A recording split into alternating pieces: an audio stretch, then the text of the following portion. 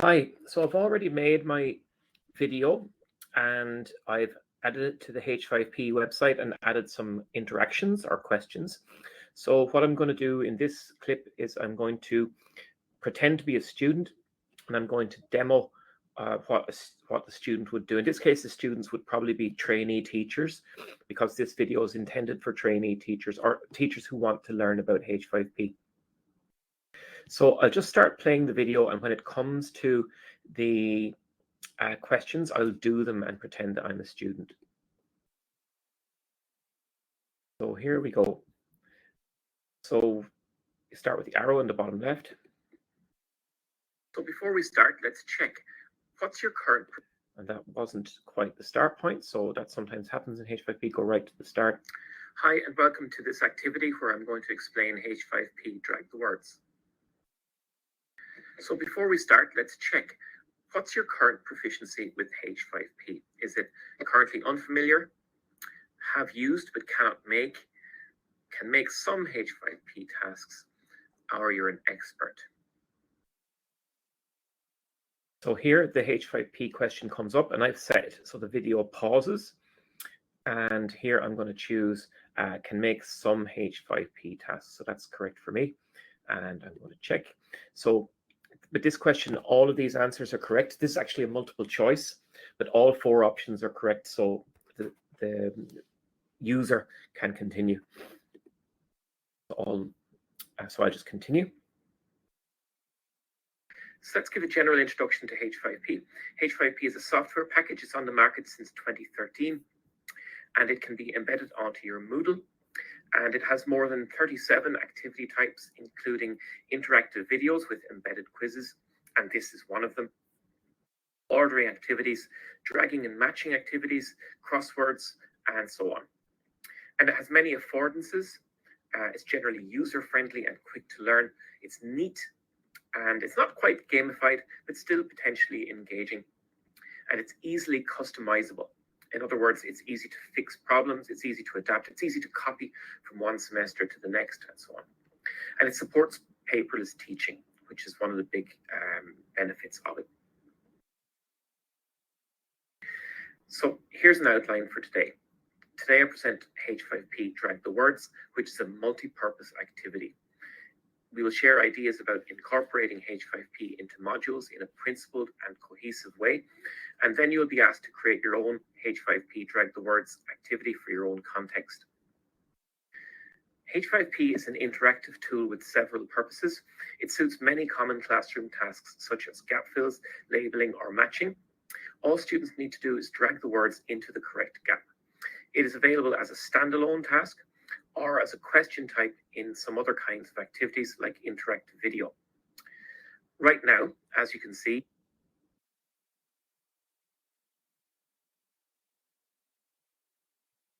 okay, so what I've done is I've read from a transcript there, and I've actually put the transcript as a H5P activity. So the text is actually exactly the same. So it's going to be like this. So I'm going to drag here. H5P is an interactive tool with several purposes. Many common question types such as gap fills, labeling, or matching. All students need to do is drag the words into the correct gap. Yes. It is available as a standalone task or as a question type in some other kinds of activities like interactive video. Right now, you're doing a drag the words task using a H5P interactive video. So maybe my timing is a little bit off. I can adjust the time. I think this question box should be a few seconds later, but it still kind of works. But you can see the activity here. And there it works. You are looking at a drag the words task using a H5P interactive video. As you can see, this is my transcript.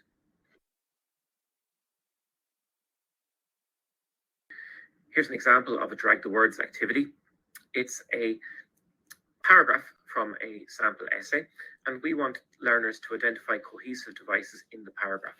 So on the right, we've got some boxes with the words, another significant benefit, social media, because which, so one by one, learners can drag those across into the blue boxes. Here's another example. This is a transcript activity, and this is an approach I use a lot as homework, especially because there's often not much time in class to deal with transcripts. So in this case, I just ask students to listen to the audio again and drag the words across. So to make your own H5P activity, you go to the content bank in your module on your Moodle page. You open the drop down in purple and where it says add, and then you choose your H5P activity. So the first one you can see there's accordion, there's an advent calendar, but scroll down and you'll find drag the words. So it opens an interface like this, and at the top, obviously, you've got a title. Then you put in a task description. I recommend putting the task description in bold or some other noticeable style. And then you can put the text into the text box. Now, as you can see with this one, it is a series of words and definitions. I put the definitions on the left and the words on the right.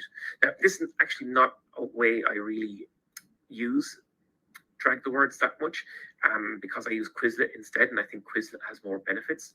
But I think sometimes it's nice to put these drag the words activities on the Moodle page so you can track them.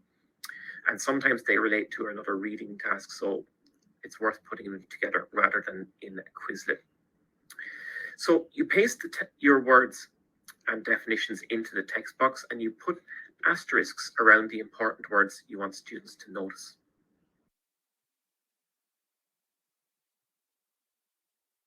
So here I'm going to add, the key idea is to put asterisks around the words you want students to notice. Hooray, so that's another drag the words activity. And here's the finished article. This is a list of words and definitions, and as you can see, the words are in grey and you drag them across into the blue boxes.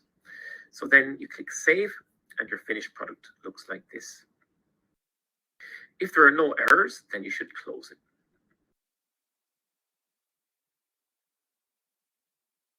H5P helps digitize classroom tasks, so it saves paper. It also allows progress tracking. H5P activities usually require students to answer correctly before proceeding. Feedback on answers is embedded, and in online synchronous lessons, including a H5P activity allows teachers to take a break from speaking. Drag the words is handy because it's easy to learn, easy for learners to understand, and has multiple uses. If you have a text that you want students to work on, you can make a drag the words activity in about 10 minutes. It's easy. Drag the words can support flipped classroom approaches. For example, if you usually begin a writing class by analysing a model text, you could get learners to do this before class using H5P, and this will create class time for more student-centric or personalised activities such as writing, editing, or collaborating. So again, I've made a summary. I've made a activity with the text of that previous slide. So H5P helps digitize classroom tasks. So it saves paper. It also allows progress tracking. H5P activities usually require students to answer correctly before proceeding. Feedback on answers is embedded. In online synchronous lessons, including a H5P activity allows teachers to take a break from speaking. Drag the words is handy because it is easy to learn, easy for learners to understand. If you have a text that you want students to work on, you can make a drag the words activity in about 10 minutes. It's easy. Drag the words can support flipped classroom activities. For example, if you usually begin a writing class by analysing a model text, you could instead get learners to do this before class using H5P. This will create class time for more student-centric or personalized activities.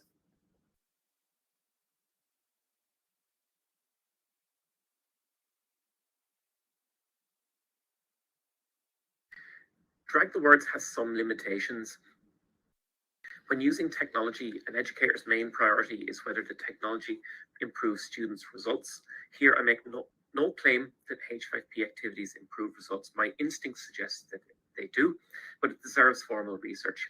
It's only useful for words and short phrases. It cannot handle whole sentences. The tasks I mentioned tend to be mundane tasks that are common in classrooms. So at higher levels, you might find these unnecessary. So here's a question. Which idea is not mentioned as a limitation? Mundane language tasks are common but not always necessary. Drag the words only suits words in short phrases. It's difficult to make drag the words activities, and H5P is not proven to improve results.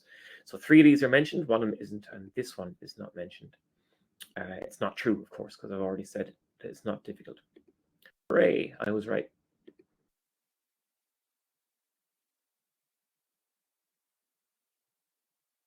There are some other ways to use H5P. As I mentioned, this is an interactive video, and we've used some H5P in Drag the Words activities, but you can also use Drag the Words as part of interactive book. Interactive book is good for interrelated activities in situations where you want students to complete all of them. And interactive book is one of the most useful of H5P activities. So it looks a bit like this.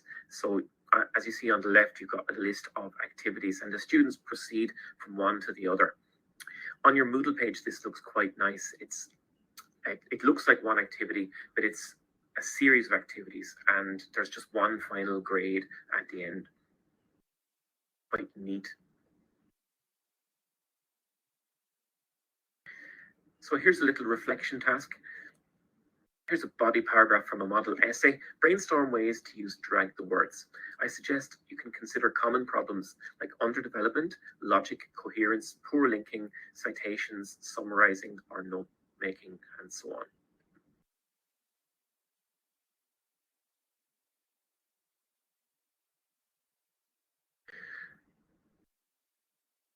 So to make your...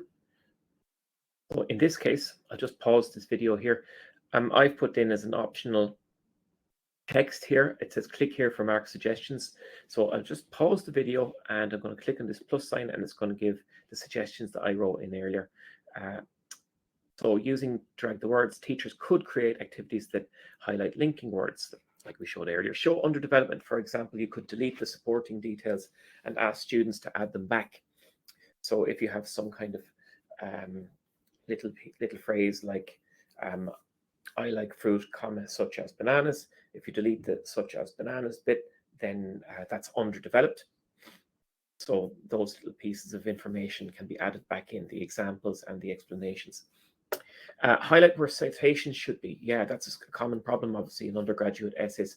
A lot of students don't know where citations should go. So you could provide students with some sources, delete the citations from your model, then ask students to add back the citations. So probably they'll just be end of sentence citations like Smith 2022, but that would be still useful for students, of course, because they don't, our students in our context often don't understand citations and why they are important. You can use them to highlight hedging devices such as auxiliary verbs. Quite often with hedging devices, the problem is omission. So for example, you might omit the auxiliary verbs. Maybe that'll have some impact on grammar, perhaps, but you could highlight where the hedging devices go. You could highlight some other grammar features as well. Maybe if you wanted to show the difference between ed and ing adjectives, you could ask students to choose and drag the correct ones into sample sentences. You could summarize the paragraph in scaffolded note form, and students complete the notes. So you could give a paragraph with just the key points. Sorry, you could give notes with just the key points from the paragraph, and then students should see that the notes are not complete, so they can drag across some words to make sure that they understand the key ideas. That's just a few options. Your own drag the words. Choose a text from your course. It should have some features that are worth highlighting to students. Suggestions might be that you want students to notice linking words in an essay. You want students to put subheadings on parts of a reading text. You want students to listen to an audio and fill the gaps. And please create a drag the words task on your Moodle page. You can ask me for help if you like, then ask your students for feedback on it. In a future training session, we'll ask you to share your experience. Thank you, and please have fun with Drag the Words.